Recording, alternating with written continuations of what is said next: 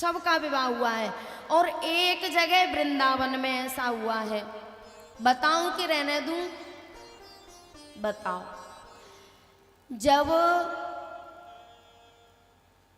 भगवान श्री कृष्ण मधुमंगल के साथ पीताम्बरी की लीला कर रहे थे, कथा तो आपने सुनी है सबने, नहीं सुनी तो 2 मिनट में सुना दूं। इनने नहीं सुनी है महाराज जी। आप तो कथा सुनी क्या है, आप तो कथा कहते हो। ऐसा हुआ था, अरे अपने घर की बात है, कहीं जाना तो है नहीं, और रही टाइम की बात तो अपने हाथ में है घड़ी, पीछे घुमा लेंगे। ऐसा हुआ था, एक भगवान कृष्ण का सखा था मधुमंगल। वो बहुत गरीब था और घर में 2 ही सदस्य थे, मैया और बेटा। अपने घर से कभी कुछ लेके नहीं आता था, और ठाकुर जी के सखा जो लाते थे ना कलेऊ, उसी में से खा लेता था। और सखाओं ने कहा, बोले लाला देखिए मधुमंगल अपने घर से कभी कुछ नहीं लाता। ठाकुर जी ने कहा मधुमंगल तू कल अपने घर से कुछ लेके आना। बोले ठीक है। मधुमंगल जब शाम को गया तो बहुत दुखी था, सोच रहा है कि मेरे घर में तो चूहा दंडौती कर रहे हैं, क्या लेके आऊंगा। माँ से जाके कहा माँ मेरे सखा मुझसे लड़ते हैं, कल मुझे कुछ खाने को दे देना। ठीक है बेटा कल दे दूंगी। छाछ रखी थी, पीताम्बरी बना दी, एक मिट्टी की कूलरी में भर के और पीताम्बरी दे दी, ले अपने लाला का भोग लगा देना। सब ब्रजवासी ठाकुर जी को लाला कहते थे। बोले लाला को भोग लगा देना। बोले ठीक है। मधुमंगल रास्ते में जा रहा है तो सोचता हुआ जा रहा है कि मेरा लाला तो माखन मिश्री का भोग लगाता है, लड्डू पेड़ा खाता है, और इस खट्टी छाछ की पीताम्बरी का मैं भोग कैसे लगाऊंगा। एक पेड़ के नीचे खड़ा होके विचार कर रहा था, पेड़ से पीठ टेक ली और उस पीताम्बरी को पी गया। एक सखा की नजर गई, ओ लाला देख वो मधुमंगल तो उस पेड़ के नीचे कुछ पी रहा है। सब सखा अपना कलेऊ खोल खोल के बैठे थे, छोड़ दिया और दौड़ पड़े। उसने जल्दी जल्दी उस पीताम्बरी को गटक गटक गटक करके पी गया।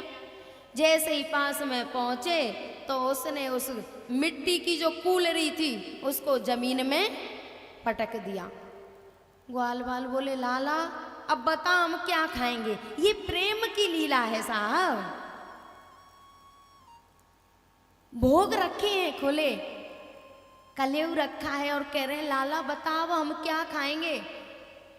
ठाकुर जी ने कहा कि जो मिट्टी के टुकड़े पड़े हैं ना कूलरी के, उसमें पीताम्बरी चिपकी है, चाट लो। सबने एक एक टुकड़ा उठाया और चाट लिया। एक ग्वाल बोला लाला तेरे लिए कुछ नहीं बचा। ठाकुर जी ने कहा अपनी व्यवस्था में पहले रखता हूं।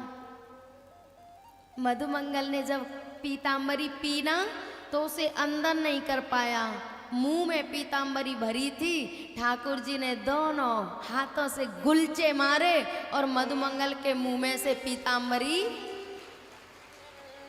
जैसे ही पीताम्बरी निकली मेरे माधव ने मुंह लगा के उस पीताम्बरी को पी लिया और मधुमंगल के मुंह को चाट लिया।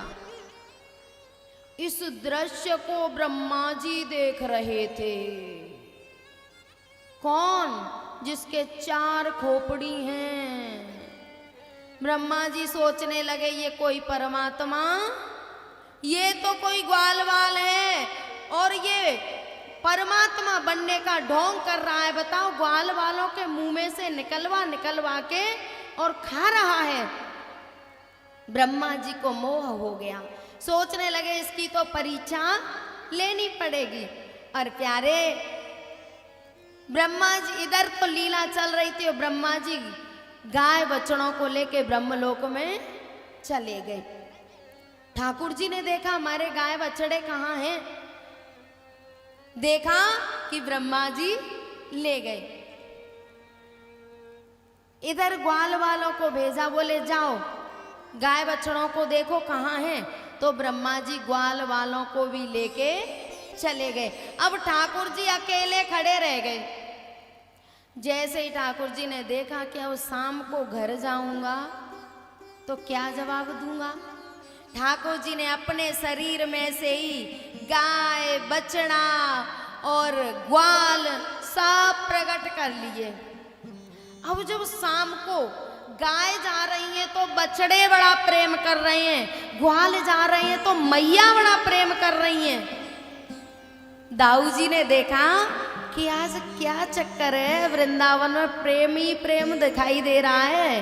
आंखें बंद करके देखा तो समझ गए कि आज गाय भी कृष्ण है, बछड़े भी कृष्ण हैं और ग्वाल वाल भी कृष्ण हैं।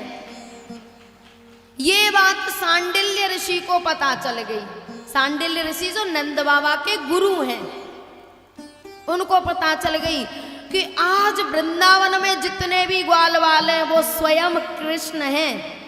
आसपास के लोगों से कहा, बोले तुम्हारे घर में कुंवारी कन्या हो तो वृंदावन के ग्वाल वालों के साथ विवाह कर दो और जल्दी। बालक बिनु बियाए आए जो बारात में, भैया जल्दी विवाह कर दो, क्योंकि सांडिल्य ऋषि जानते थे कि आज किसी कन्या का विवाह होगा तो किसके साथ होगा, ठाकुर जी के साथ होगा।